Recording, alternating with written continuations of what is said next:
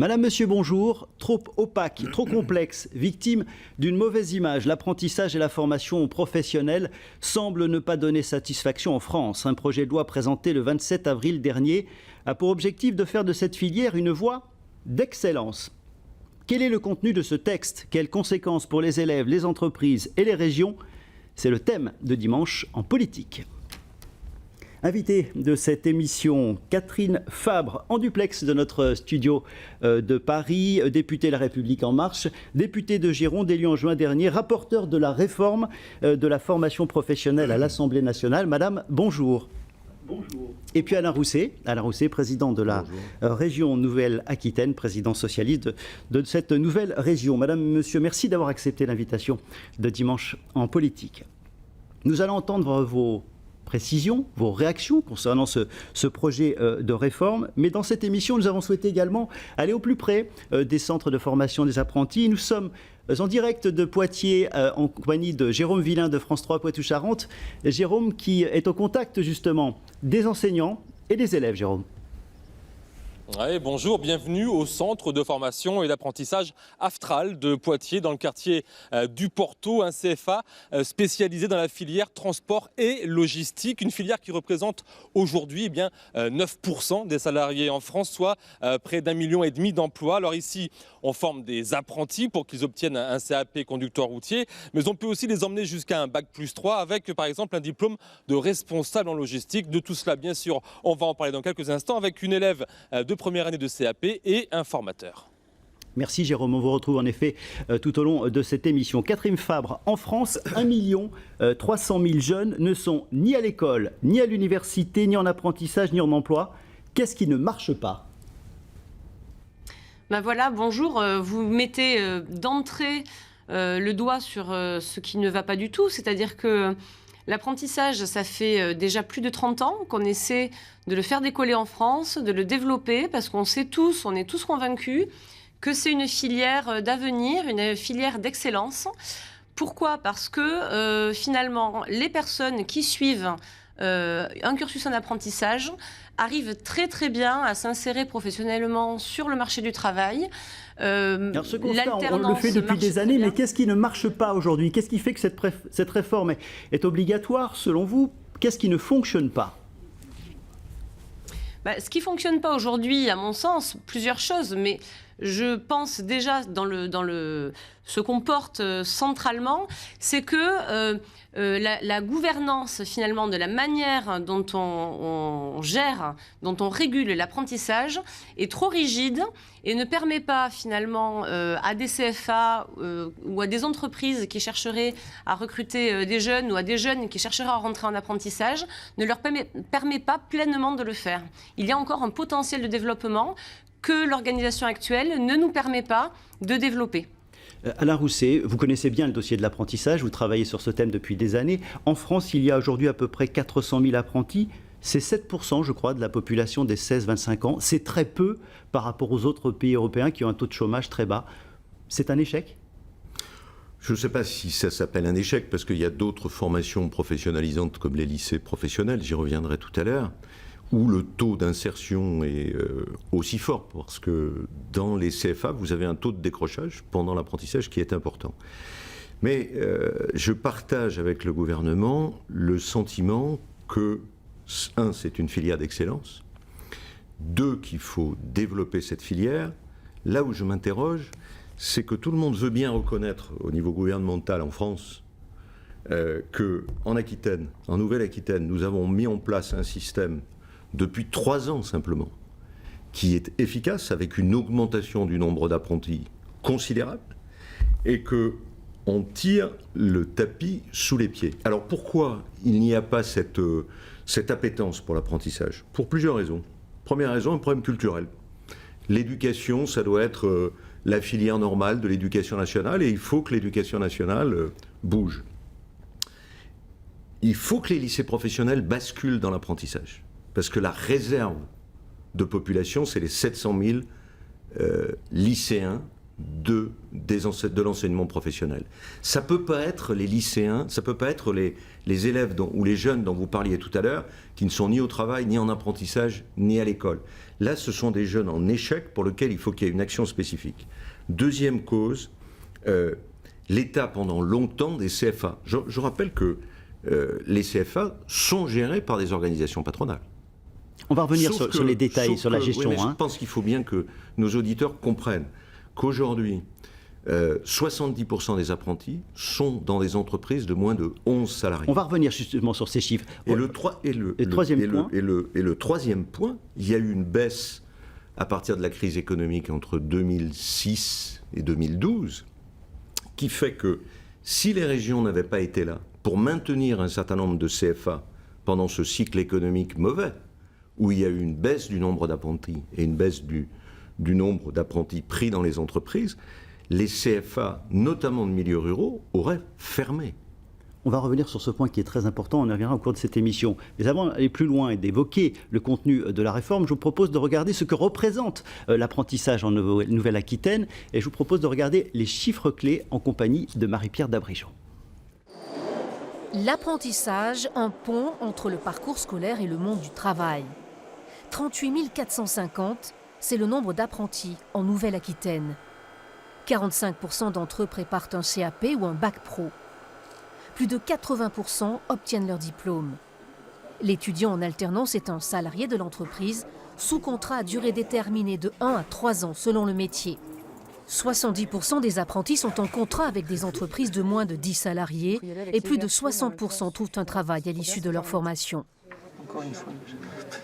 La Nouvelle-Aquitaine compte 102 CFA, centres de formation d'apprentis. Publics ou privés, ces structures sont gérées par des chambres de métiers, des chambres de commerce et d'industrie ou encore des lycées. La région investit 40 millions d'euros par an dans la construction, la modernisation et l'équipement de ces CFA. Au total, 212 millions d'euros sont dédiés cette année à l'apprentissage en Nouvelle-Aquitaine. Catherine Fabre, le projet de loi a été présenté en Conseil des ministres le 27 avril dernier. Le travail en commission, vous allez me le confirmer, va commencer à l'Assemblée nationale la semaine prochaine, à partir de lundi. En quoi cette réforme pourrait bouleverser le monde de l'apprentissage? Quelles seront les mesures phares?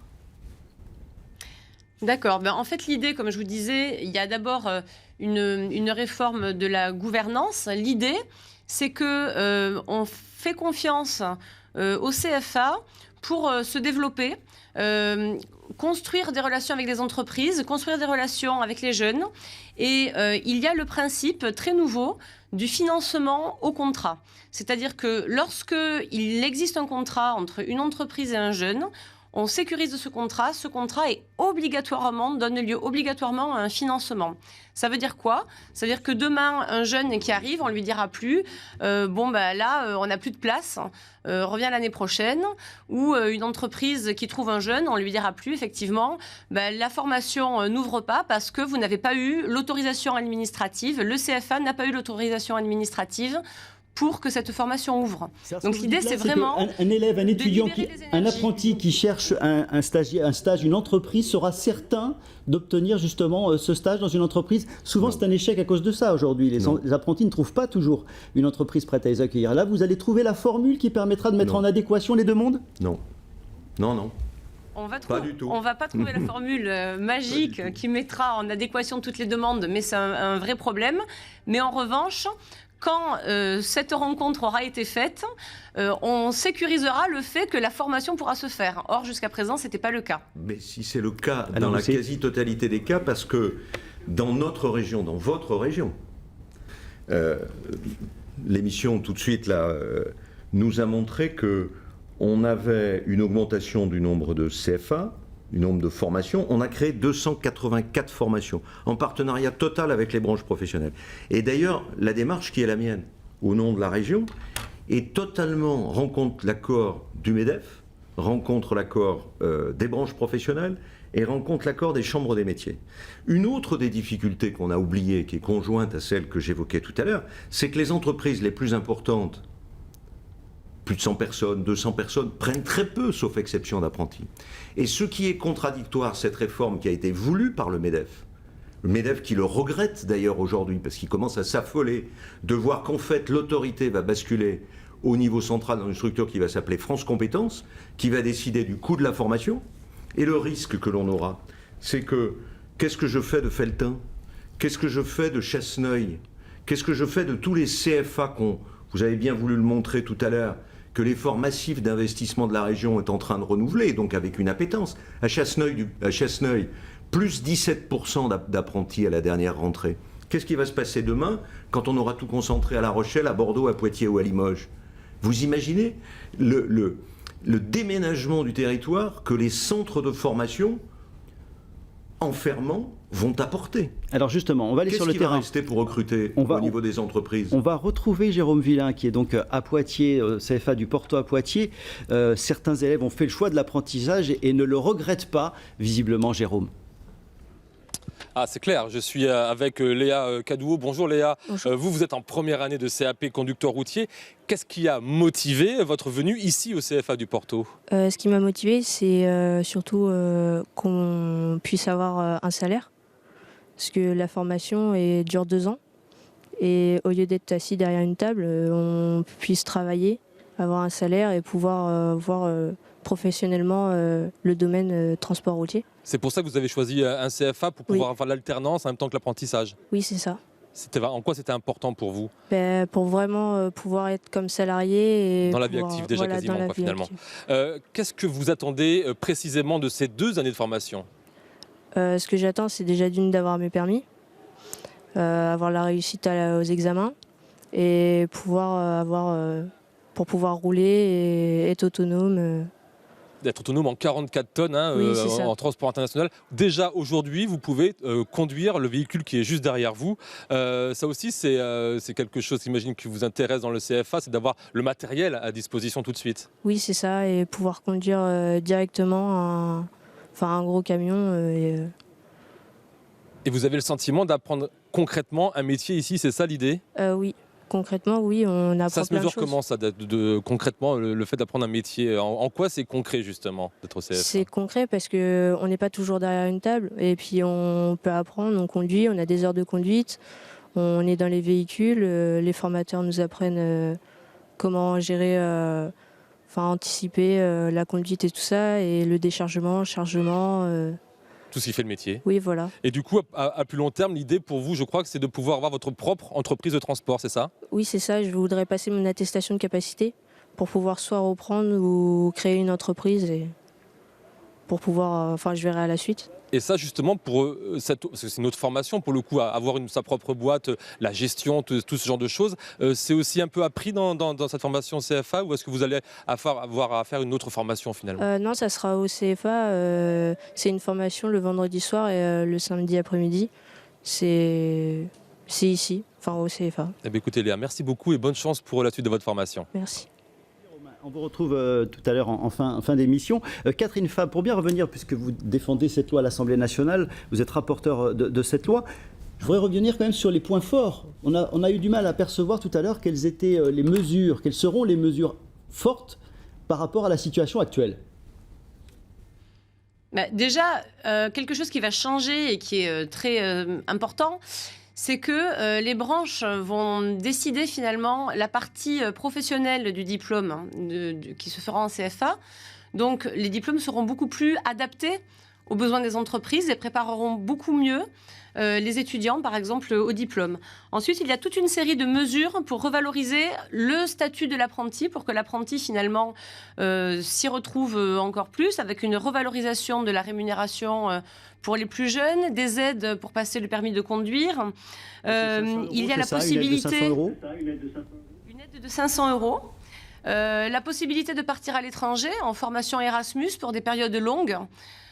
Donc vraiment pour donner aussi plus d'ouverture, plus d'horizon à ces jeunes. Un grand renforcement sur le plan de l'orientation, parce qu'à mon sens, là, il y a effectivement beaucoup de de progrès à faire pour que les jeunes découvrent les métiers, pour qu'ils s'engagent dans la voie de l'apprentissage ou dans d'autres voies, en sachant pourquoi, avec envie, avec motivation. Ça, c'est essentiel. Il y a ensuite toute une série d'autres mesures qui ont pour but de simplifier l'accès à l'apprentissage pour les entreprises. Donc moins d'administration, donc pas par exemple d'enregistrement administratif du contrat, une possibilité de commencer l'apprentissage à plusieurs périodes de l'année, puisque si un jeune et une entreprise se trouvent 1 mois ou 2 mois après la rentrée scolaire, il faut qu'ils puissent finalement intégrer le système. Donc toute une série comme ça de mesures qui ont pour but de déverrouiller, d'aider les jeunes et les entreprises à se trouver, d'aider les jeunes à s'orienter, d'aider les entreprises finalement à accéder à l'apprentissage de manière simple. On est vraiment dans une logique de simplifier, de rendre plus lisible et de déverrouiller. C'est du bon sens ce qu'annonce... Il y a du bon sens. Pourquoi est-ce que ça n'a pas été fait plus tôt? Est-ce que ça va dans le bon sens justement? Sur l'âge, notamment les plus de 25 ans, ça avait déjà été fait. Sur un des verrous de l'apprentissage, c'est les normes. Pensez que quelqu'un qui veut faire un apprenti dans le domaine de l'arboriculture, il n'a pas le droit de monter à l'échelle. Donc il faut qu'il y ait, qu'on puisse rentrer effectivement, comme le dit Catherine Fabre, tout au long de l'année. Ça, c'est des réformes qui étaient en cours. Je n'ai aucune critique à l'égard de ces réformes. Sauf qu'aujourd'hui, les services de la région sont terrorisés. Les chambres des métiers sont terrorisées. Les CFA sont terrorisés par la paperasse que France Compétences va apporter, puisque c'est un organisme parisien qui va décider du prix d'une formation, que ce soit à Felletin ou que ce soit à La Rochelle ou à Bordeaux. Et le risque que l'on a dans cette affaire, parce qu'il faut aller jusqu'au bout du raisonnement en sortant les régions du jeu, même si le Premier ministre aujourd'hui, je pense que Catherine Fabre a dû avoir l'information, lâche du lest, parce qu'il sent bien que sortir les régions du jeu, c'est mettre des CFA en concurrence les uns par rapport aux autres. Donc, le Premier ministre, hier, dans une réunion avec les régions de France, a proposé d'augmenter une dotation d'équilibre, voyant bien qu'il y avait un problème, en sortant les régions du jeu aussi violemment. Deuxièmement, on voyait tout à l'heure l'effort que fait la région Nouvelle-Aquitaine sur la reconstruction des CFA. Nous sommes la première région de France et de loin. En gros, c'est même 50 millions d'euros. L'État nous dit, on va mettre au niveau de toutes les régions, je crois que c'est 160, je parle sous le contrôle de Catherine Fabre, 160 millions d'euros pour les aides à l'équipement que les régions vont gérer. Comment je vais expliquer à mes collègues que la région Nouvelle-Aquitaine, parce qu'elle faisait un effort considérable, va récupérer 30% de la dotation globale des régions de France. Donc on s'engage dans un système. Alors, il y a le cas de la construction automobile. C'est intéressant parce que vous avez fait un spot sur ce type d'activité. Les branches professionnelles sont en haut. Elles décident du financement, du contenu des formations, je suis d'accord. Il y a 110 CFA de la réparation automobile, important. L'agriculteur et son tracteur, le conducteur et les mécaniciens. Il y en a 40 qui sont aidés par les branches. Vous faites la différence, il y en a 70 autres. Que deviennent-ils? C'est ce qui fait l'animation de nos campagnes, de nos banlieues. Ensuite, il y a un autre problème, je ne sais pas ce qu'en pense Catherine Fabre, il faut qu'elle soit attentive à ça, parce qu'on a aussi, et je l'en remercie, beaucoup discuté entre mes services et elle pour l'informer. On va redonner la parole à Catherine Fabre ensuite. De ce que nous faisions. L'apprentissage, c'est de la formation initiale. Or, le texte ne figure pas dans la loi. Donc, je souhaite qu'elle puisse déposer un amendement ou défendre un amendement qui rappelle que la formation initiale des jeunes, 14, 15, 16 ans, ont besoin d'apprendre des savoirs de base. Des savoirs de base. Parce que si on monétise les jeunes comme des boîtes de conserve, demain, quand ils auront des difficultés... Si, Catherine, si. Ils auront des difficultés. Enfin, je veux dire, je parle à la fois en expérience et avec aussi la réussite du modèle que nous avons Alain Rousset, on va donner la parole à Catherine Fabre. Juste, j'aimerais qu'on vous montre un reportage. On va revenir, Catherine Fabre, vers vous dans quelques instants. On va prendre un exemple en Limousin, à Limoges, justement. Certains apprentis ont choisi les métiers d'art et certaines formations sont extrêmement rares. Donc c'est compliqué parfois de pouvoir trouver un centre de formation. Et il n'y a pas de branche. Reportage, France Le Maire et Samuel Chassaigne. Concentré et rigoureux. À 3 semaines des examens du CAP, Jonathan s'imprègne des conseils de Mylène, son maître d'apprentissage. Après, tu peux prédécouper à l'avance, peut-être, pour avoir... Après 3 jours de stage de découverte en classe de 3e, Jonathan est sûr de sa voie. Un jour, il sera vitrailliste. Sauf que le chemin est semé d'embûches. Il décroche un premier CAP, décorateur sur verre, pas vraiment son rêve. Alors il s'accroche et contacte 380 entreprises à travers toute la France. Une seule répond à sa demande, l'atelier du vitrail à Limoges. Depuis le mois de septembre, il est apprenti. Je trouve qu'on apprend plus facilement et mieux en apprentissage qu'à être dans un cursus scolaire. Là, en apprentissage, on est directement plongé dans le monde du travail. Donc on apprend à être rentable, à aller un peu plus vite et à faire des choses qui doivent être parfaites parce que c'est vendu après. C'est totalement ce que j'imaginais, puis c'est totalement ce que j'aime. Rien que pour la coupe, il faut sentir comment se coupe le verre, il faut entendre chanter la roulette, ce qu'on appelle. Il s'en sort bien ? Oui, il s'en sort bien. Pas d'apprentissage, sans centre de formation, mais le CAP Arts et Techniques du verre option vitrailliste est rare, dispensé dans seulement 5 établissements en France. Alors pour répondre à des demandes exceptionnelles comme celles pour les métiers d'art, le CFA du Moulin Rabot a mis en place un dispositif propre à l'ex-région Limousin. Jonathan est le seul apprenti de l'établissement inscrit dans ce CAP avec un enseignement adapté. Les demandes, même si elles sont rares, méritent d'être traitées, méritent d'avoir une réponse. C'est notre savoir-faire, c'est quelque chose que nous, on est en mesure de proposer, on est en mesure de construire du sur-mesure total. Et comme ça, on peut renouveler aussi les savoir-faire, on peut renouveler les personnels dans des entreprises qui sont souvent petites, qui ne peuvent pas recruter de façon massive, mais qui ont une volonté de formation et de transmission. Héritier d'un savoir-faire millénaire, à l'atelier du vitrail, on est convaincu de l'importance de la transmission et l'apprentissage est pris très au sérieux. On ne propose des contrats d'apprentissage à des jeunes que si on se sent en mesure de les embaucher à la suite. Voilà, on ne considère pas que c'est la main-d'œuvre pas chère. Ils sont vraiment en formation et d'ailleurs, pendant leur formation d'apprentissage, ils participent déjà aux travaux de l'atelier comme les autres. La transmission du savoir-faire prendra encore de longues années, mais Jonathan, même embauché, sait qu'il pourra toujours compter sur le regard bienveillant de son maître d'apprentissage. Catherine Fabre, vous avez entendu Alain Rousset, président de la région Nouvelle-Aquitaine, s'inquiéter tout à l'heure du retrait du rôle des régions dans cette réforme de l'apprentissage. Vous entendez ces remarques, vous avez discuté, vous avez été reçu à Matignon cette semaine. Vous portez la parole également des régions pour défendre justement les propos d'Alain Rousset ? Je porte d'abord la parole des jeunes et des entreprises qui cherchent à développer l'apprentissage. Alors j'ai plusieurs choses à dire par rapport à ça, parce que j'ai beaucoup de réponses à donner là.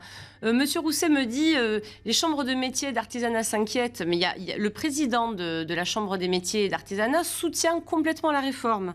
Les maisons familiales rurales qui sont installées en zone rurale soutiennent complètement la réforme, sont ravis parce que justement, elles sont sur ce système-là, le système que l'on souhaite mettre en place, et elles s'aperçoivent bien qu'on peut tout à fait se développer avec le système qu'on souhaite mettre en place en zone rurale. Les compagnons du devoir également sont complètement favorables. J'ai rencontré énormément de CFA qui étaient ravis de savoir qu'ils allaient pouvoir concentrer tous leurs efforts à la recherche et à la pédagogie auprès des entreprises et des jeunes, et non pas à aller négocier avec la région pour avoir telle enveloppe ou tel nombre de places. Il y a quand même, vous disiez, il y a des demandes d'ouverture de formation, même en territoires ruraux, qui sont refusées par la région. J'ai quelques exemples en tête, ça existe. Et moi, ma question, c'est est-ce que le système de l'apprentissage doit être administré ? Quand on regarde les pays où ça marche, les pays où il y a très peu de chômage, les pays où l'apprentissage a eu toute sa place, on s'aperçoit qu'il n'y a pas de système administré. Il y a une régulation qui se fait avec 2 choses. La première chose, les CFA sont certifiés, c'est-à-dire qu'on s'assure que les organismes de formation sont bons. Et ensuite, à la sortie, on publie de manière complètement transparente les résultats en termes d'insertion professionnelle, en termes de la manière Catherine dont Fabre. on a fait progresser l'élève. C'est très important parce qu'enfin, on va responsabiliser les gens, on va leur donner des vraies informations. Ils vont pouvoir s'orienter en connaissance de cause et non plus être orientés par défaut comme ça se fait aujourd'hui, ce qui est un scandale national.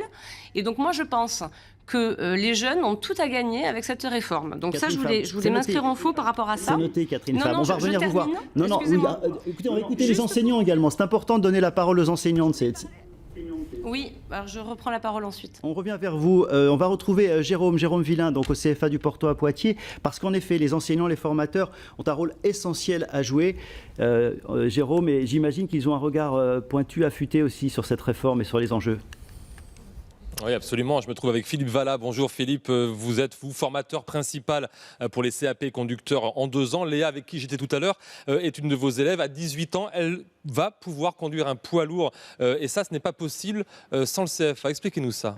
Tout à fait. C'est une formation qualifiante sur 2 ans qui représente 1050 heures de formation au sein du CFA, 30 semaines sur 2 ans, 15 semaines par an, 90 heures de conduite en individuel, ce qui leur permet de passer le code de la route, le permis B, le permis C et le permis CE. Avec des innovations techniques comme par exemple un simulateur de conduite qu'on va pouvoir, je pense, voir dans les images. Une pédagogie qui évolue tout le temps, il faut s'adapter sans arrêt, j'imagine. Tout à fait. On a une pédagogie individuelle, donc on s'adapte à chaque candidat.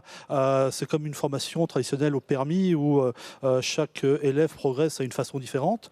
Donc on a effectivement des camions automatiques maintenant, on a des simulateurs de conduite, donc on s'adapte par rapport à ces nouvelles technologies, effectivement. Qu'est-ce qui aujourd'hui peut être amélioré dans l'apprentissage, comment vous pouvez faire en sorte que ça marche encore mieux? Alors déjà, informer les entreprises des aides qu'elles peuvent avoir, informer aussi les jeunes des salaires qu'ils peuvent toucher, informer le grand public que l'apprentissage quelque part est une formation qui est vraiment importante, et on est dans le monde du travail, on sort du clivage scolaire et c'est quelqu'un qui sont de toute manière tout de suite opérationnels dès qu'ils ont leur diplôme. 2 choses importantes, j'imagine, à signaler, le taux de réussite et le taux d'insertion des élèves ici. Alors ici, sur le site de Poitiers, si on revient sur 3 ans en arrière, on est à peu près, on avoisine les 90% en taux de réussite et en taux d'insertion 100%. Il faut savoir que les métiers de transport logistique et maintenance véhicules transport routier sont en recherche de conducteurs, de mécaniciens, de logisticiens. Il y a du travail, il y a des bonnes payes à la clé. Et on voit bien que l'apprentissage est totalement en adéquation avec le monde du travail. Merci beaucoup Philippe d'avoir accepté de répondre à nos questions. Merci. Merci Jérôme, merci également aux équipes de France 3 Poitou-Charentes. Catherine Fabre, on évoquait les points de désaccord avec Alain Rousset concernant le rôle des régions. Pour autant, puisque vous allez défendre des amendements également, est-ce que vous pouvez trouver un terrain d'entente, entendre la parole portée par Alain Rousset? Sur quel point précisément? Oui, alors d'abord préciser que les régions gardent un rôle central puisque elles vont s'occuper de l'orientation, de l'information sur les métiers, ce qui est essentiel et moi j'en suis ravie. Elles vont également avoir à faire de l'aménagement du territoire et une enveloppe de 430 millions d'euros dédiée à ça, donc elles gardent cet aménagement possible bien entendu. Et ensuite avec Alain Rousset on est d'accord sur le fond, on est d'accord sur l'apprentissage et d'ailleurs on travaille, on s'est vu pour en parler. Donc je pense que là, ce qu'il faut maintenant, c'est qu'on se mette main dans la main au profit des jeunes, au profit des entreprises. On a toutes les conditions dans cette réforme pour le faire. Et donc j'espère qu'on va prendre une posture constructive et collective et qu'on va pouvoir y aller. Voilà, donc je suis assez positive parce que je sais que ça préoccupe également Alain Rousset. Merci Catherine Fabre. Alain Rousset travaillait main dans la main avec Catherine Fabre, donc vous travaillez déjà ensemble? Vous me connaissez, je veux dire, si je co-construis la politique d'apprentissage avec les entreprises, avec les chambres des métiers, avec l'éducation nationale, c'est pas pour rien. Donc là-dessus, c'est moi qui ai proposé à Catherine Fabre... 2 minutes, quels sont les points sur lesquels vous voulez absolument combattre? D'abord, cette recentralisation à travers France Compétences terrorise tout le monde, y compris d'ailleurs le MEDEF, parce que le MEDEF s'aperçoit aujourd'hui qu'il a perdu la main alors que c'est lui qui a démarré l'opération. Deuxièmement, Catherine Fabre évoque tout à l'heure un certain nombre de petites mesures, qui vont être prises d'ailleurs sur cette nouvelle taxe sur l'apprentissage. 500 € pour aider à passer le permis de conduire. On le fait déjà, sauf qu'à 500 €, ça passe pas.